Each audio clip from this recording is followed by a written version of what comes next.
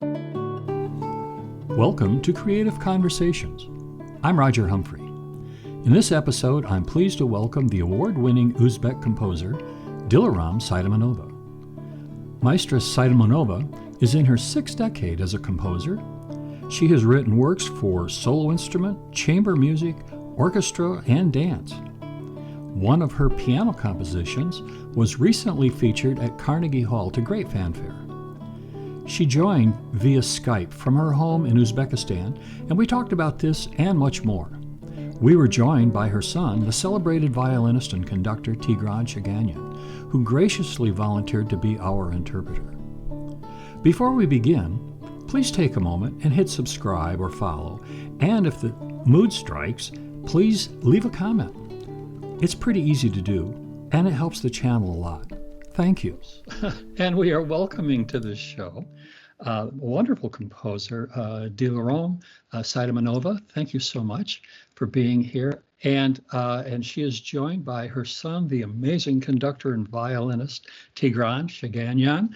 And he's going to be doing the translating because I do not speak a lick of Russian. So thank you so much for coming on the show. You're welcome. Let's, I guess, get started. I really, really love your music, and since I've listened to it because, well, just because of Tigran, but I really started listening to a lot of it in preparation for this interview, and just have fallen in love with your music. Ему очень нравится твоя музыка. Thank you so much. Very welcome. So one of the things that I noticed, and I guess we could kind of talk about this a little bit, about 3 years ago, I think maybe, there was a German guitarist, a woman named Heike Matheson, who released an album of women guitar composers called Guitar Ladies.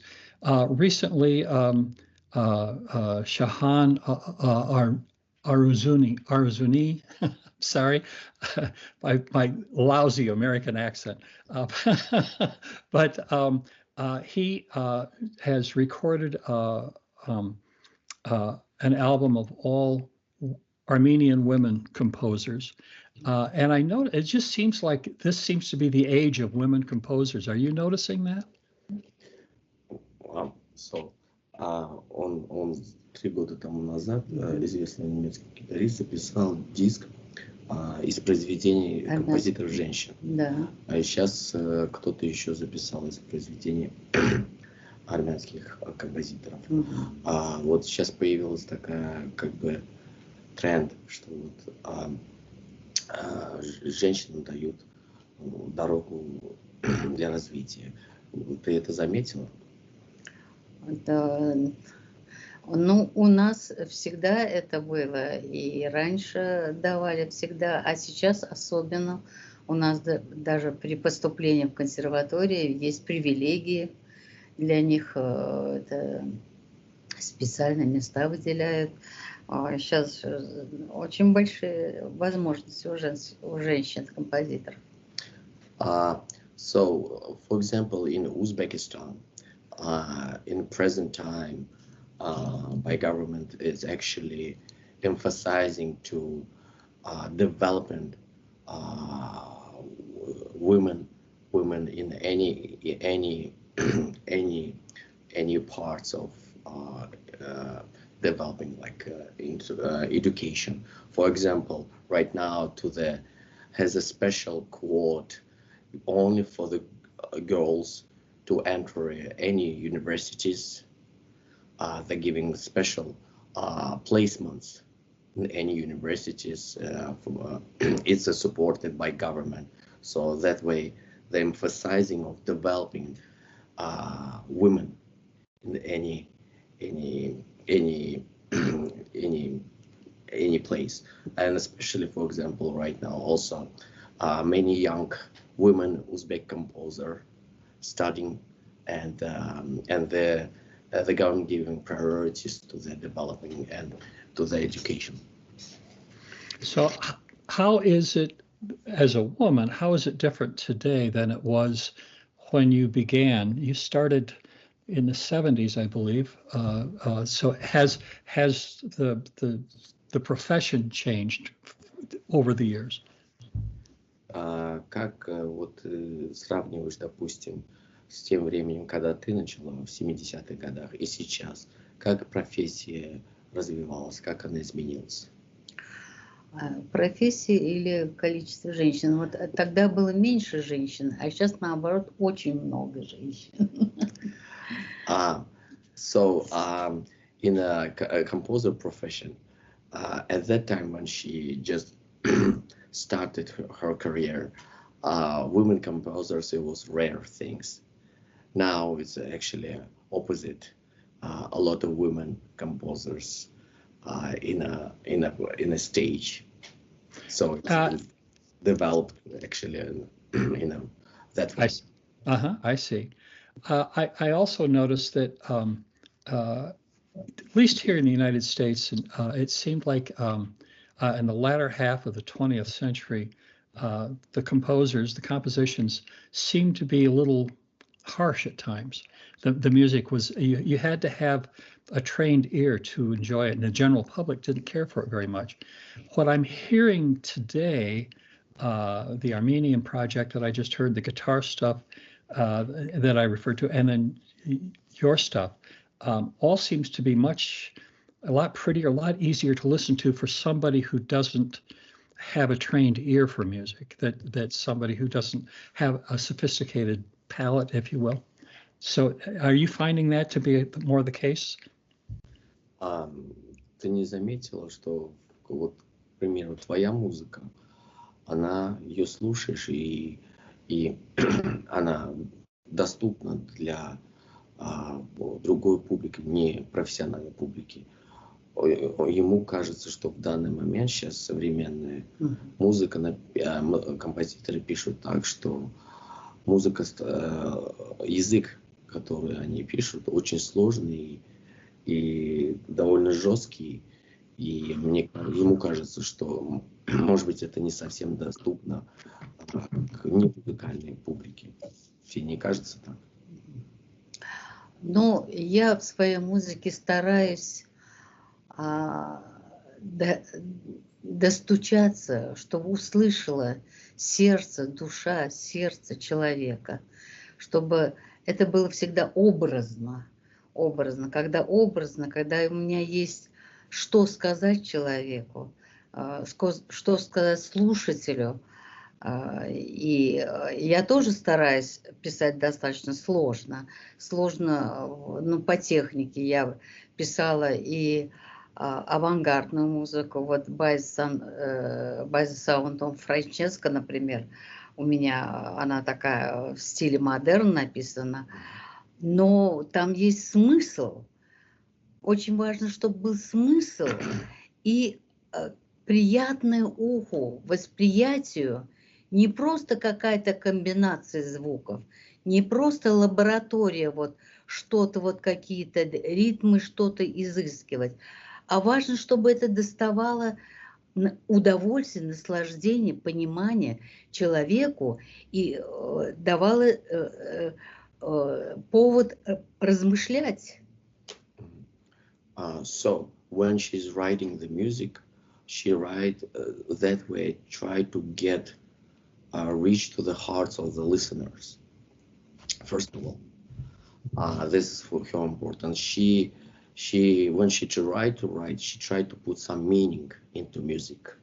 She doesn't want to just write and put some sonority of the dissonance or consonance or whatever techniques the composer using just for the lack of effects. She tried to put that way when has some thought into music. That thought reached to the listeners. That way she feel she accomplished what she wants to do. Pretty much like that. You know, I was listening actually last night. Just before I went to bed, I was listening to Ascending to Light for solo violin. And it's an absolutely beautiful piece of music. If you could tell her. Вчера вечером, до того, как он пошел спать, он послушал вот это Ascending to Light,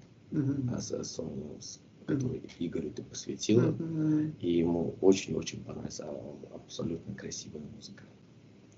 Thank you much. Thank you. So how did that piece, what was the inspiration for that particular song?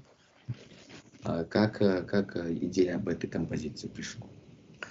Ну, Игорь попросил меня написать. И идея, я говорю, у меня всегда есть определенный образ. Он просил что-то светлое, а сейчас время такое очень сложное, очень тяжелое такое. И мне хотелось написать о душе человека, который рвется к свету. So idea about this particular composition came by commission from Dr. Igor Kalnin. He's a professor at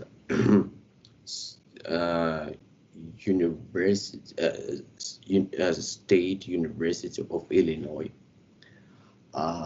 Very dear friend of mine also. Fabulous violinist. So was that the recording that I heard, Tigran, that's on YouTube? Ascending to Light. I'm not sure. You heard? I think, yeah, I think so. Anyway, continue. I'm sorry. CD just picture. No, it's a video. But I think I remember University of Illinois was the. Yes. This is the performer who commissioned, and he actually recorded just last fall, and it's released. You can find on iTunes and Spotify. It's released, and actually CD call itself Ascending to Light. So, and actually it is CD of only solo work for violin, modern composers our time. So anyway, he asked to my mother to write something about light, and so she said, at this present time is so much darkness in our time. So she had this vision, this picture of a human who tried to reach the light. There is I'm sorry, continue. This idea of the composition. There is an organization that I am loosely associated, very loosely associated with, and they broadcast gentle music to the people of Gaza and the people of Ukraine to help the children go to sleep at night. It's called Sleep Well Ukraine, and it's, I've provided music and other people, and he just throw some stuff out there. It might be nice to look into that and see what you think about maybe donating, if you will, something, because it's all about helping the children. Он немножко сотрудничает с такой организацией, которая занимается тем, что они ставят записи детям, которые в Газе и на Украине, чтобы те могли заснуть, а перед сном что-то хорошее, теплое, какую-то музыку. И он спрашивает, может быть, ты хочешь какую-то из своих записей предоставить для этой организации? Может быть, Саратон, я не знаю. Можно Саратон, да. Или УМИК. Саратон. So yeah, she would love to if I'll send you some information. Saraton, one of the discs, I think I give it to you. I think so. It's yes. First, I will send you the link. It's the first chapter in the CD. Thank you. Thank you. So, I'm taking a look at my questions here. How has your composing and your style evolved from the 1970s until now? Как твоя композиторская техника развивалась с 70-х до сейчас? Это сейчас совершенно очень разные. Совершенно разные у меня. Я вот в 70-х годах писала такую традиционную музыку, очень простую. Ну, я училась тогда так вот в этом стиле. А потом в 80-х годах я стала слушать таких мастеров, как Губайдуллина, как Эдисон Денисов, Шнитке у нас. У нас пошло тогда было общий большой союз, и тогда были авангардные вот, композиторы такие, Сильвестров, Тертерян, вот такие композиторы. И я стала стремиться писать вот такую вот музыку, какую пишут они. Это совсем, это не простая вот просто мелодия, гармония, и это самое, а это музыка ощущений. Это уже более высокая стадия.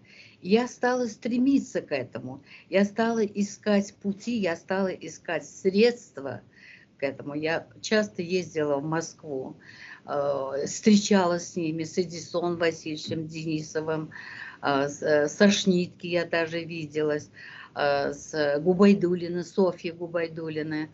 Вот, если вы слышали, это очень интересный композитор, очень. Они до сих пор в авангарде, до сих пор выше их ничего. Потом я стала искать какие-то средства, ходы, чтобы идти вот в этом направлении. Переведи. In the 70s, she will use techniques and she will write in a Совершенно разный уровень. She will write in a very classical type of style, writing harmony, melody, and more classical. Starting close to the 80s, 90s, in the Soviet Union, it was still Soviet Union. It was many great composers came on the stage like Denisov, Gubaidulina, Alfred Schnittke, Sylvester, and she quite often will travel to Moscow and in a way study with them like Denisov and have conversations with Schnittke too, and I personally know the Gubaidulina. So those very big figures in a modern contemporary music of late 20th, and Gubaidulina is still alive. Big influence on her.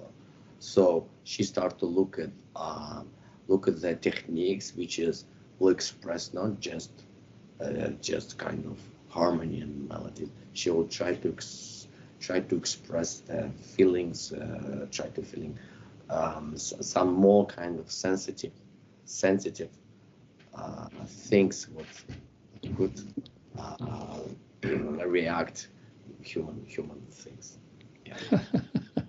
So let me direct a question to you, Tigran, and you can tell her that that's what I'm doing. But how is it playing your mother's music? How does that compare to other composers? Он мне задает вопрос, как для меня играть твою музыку, в отличие от игры других композиторов. Well, first of all, I feel very fortunate and lucky. My mother besides me, and I privilege that way. A lot of violin music. What she wrote it's indirect of my ideas or something, and we've been working together on some technical things. She will ask me if this is more comfortable to play on violin. So in that way, I'm more lucky in terms of I better understand through the technique, through the music, where it goes musically. With other composers, definitely, of course, it takes a longer time because I have to discover. I don't have that first source information. will lead me in which direction I should go. Now you did an entire recording, an entire CD of your mother's music, right? Right. So ask your mother how that came about. If you could ask her that question for me, please. How did that CD come about? У него вопрос, как эта идея этого диска пришла, вот, который я записал из произведений твоих. Саратон? Нет, весь диск. Как идея этого диска Ну пришла? да. Ну, это тебе пришла эта идея? Ну, начала с Саратона, да. Да, Ну, но ты пришла эта идея тебе, и ты выбирал в основном все это. В общем, это твоя идея. It's his idea. Yes, so theoretically it came on my idea to record all my mother's music, which is include violin. Except at that time, she just wrote it down by also giving my ideas. That piece Saraton for the folk instruments and voice and violin. You probably saw I also made a video clip of that song. I just decided at that time already my mother wrote 2 violin sonatas and string piano trio and later on by a famous Verder trio they commissioned for her the trio for the clarinet, violin and piano, which is recorded. It's a first recording of this all pieces. So basically it's my initiative. I just wanted to record my mother. Good for you. So what I've noticed about your music is that with the solo stuff, there's a real intimacy there. And yet when I listen to the double concerto, for example, that's a big piece of music for not a very large group. And it's wonderful, as well as the fanfare, which is, it's just very broad and expansive. So do you find it, do the ideas come to you first and then you kind of expand on them, or do you have more of a commission idea of how you want to do things? How did those pieces come about? Он слушал много твоих произведений, к примеру, двойной концерт и фанфары. Ему очень нравится, и у него вопрос, как у тебя возникает идея создания этих произведений. Идеи возникают, потому что кто-то тебе заказал, или у тебя у самого возникает идея написания таких произведений? Ну, фанфары я посвятил моему сыну. И, соответственно, определенный образ там был. А двойной концерт «Дыхание Востока» это и Игорь попросил, и заказал он, и идею я уже сама искала, картину. У меня все очень, как живопись. Я всегда представляю что-то, образы какие-то, события какие-то, панорамы какие-то. Вот, в частности, вот «Дыхание Востока» я наши сады представляла красивые, когда они цветут. Очень у нас в Узбекистане красиво цветут сады. И это тоже, и мне хочется вот отразить эту красоту.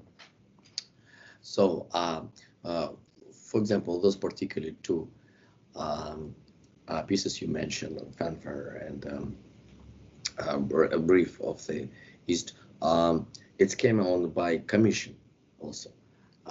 Double concerto, it's commissioned again with a duet, Dr. Kalnin and Dr. Rachel Senet. Who the first performer, and probably you saw that video of them performing. Fanfare I commissioned.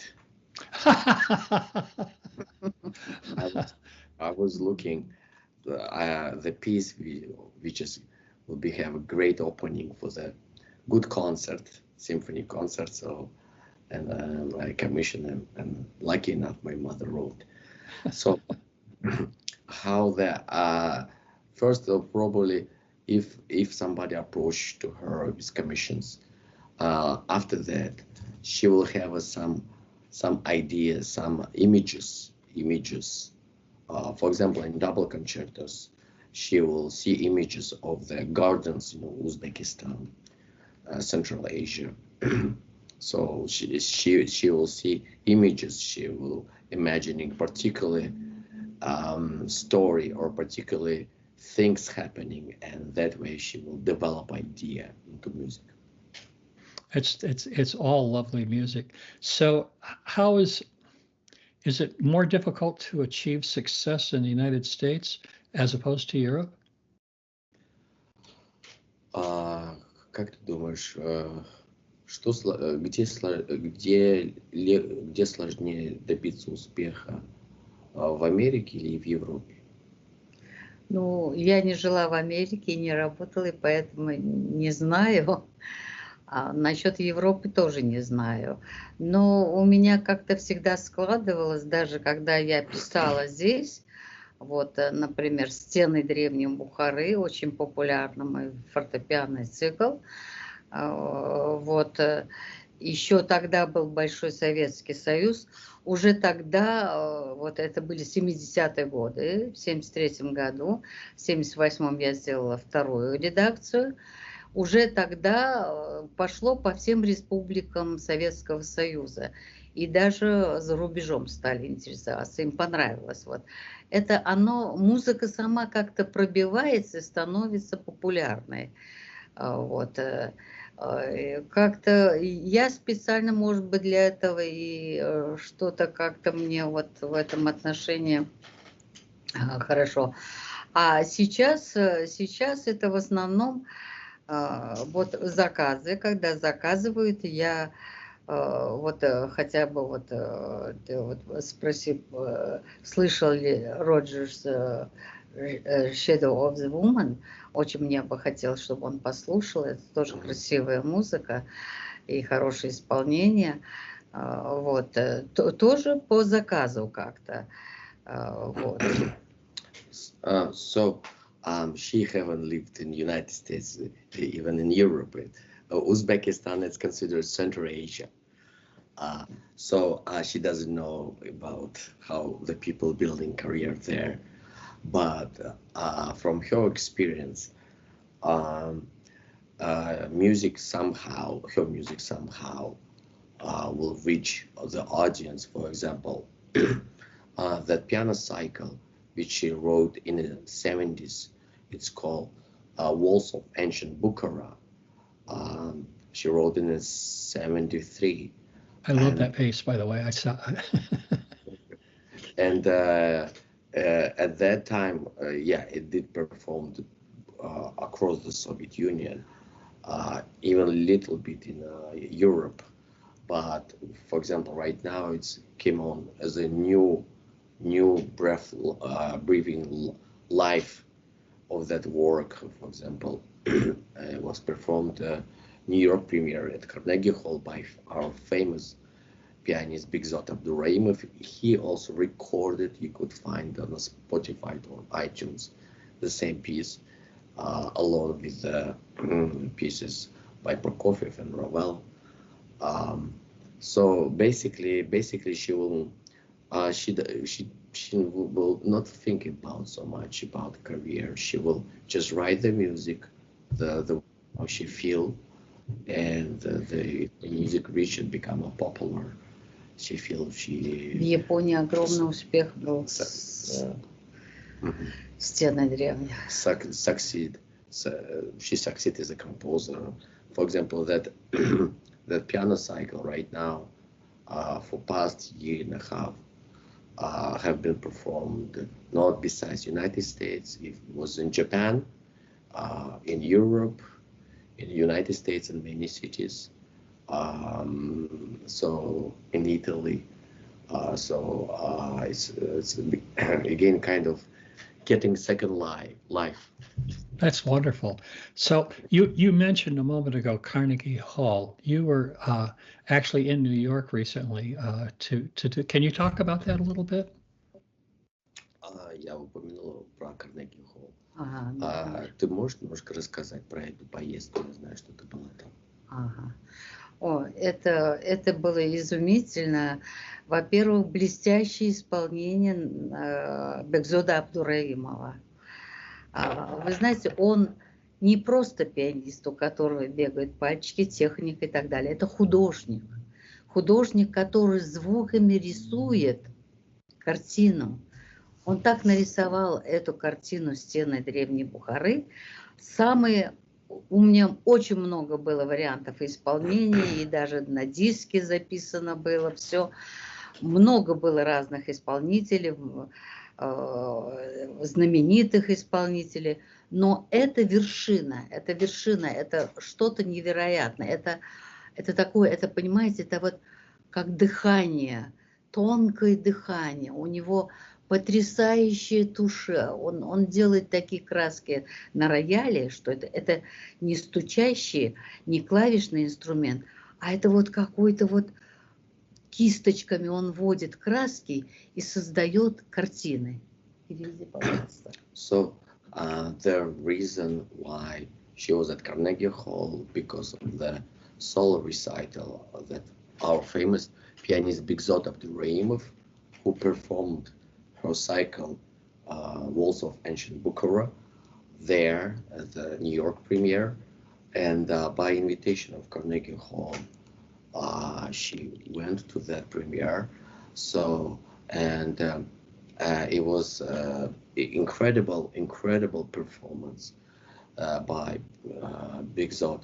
You know, he's a pianist who not just play. He's the way how he producing the sound, the way how it's not just hammery type of touch to the piano. He's like painter who with the delicate colors picturing beautiful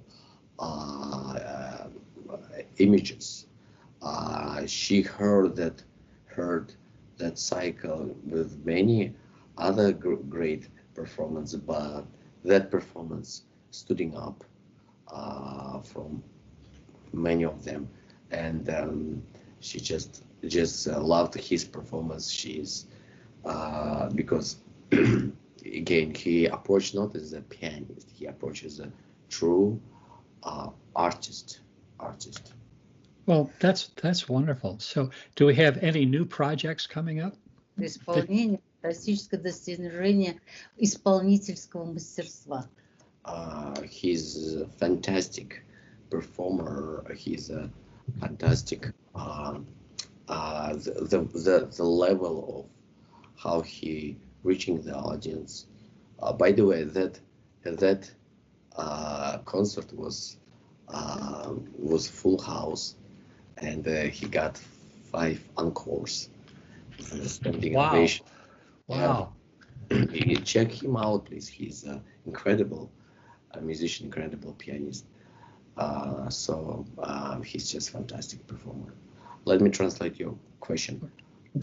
В данный момент есть какие-то новые проекты, на которых ты работаешь?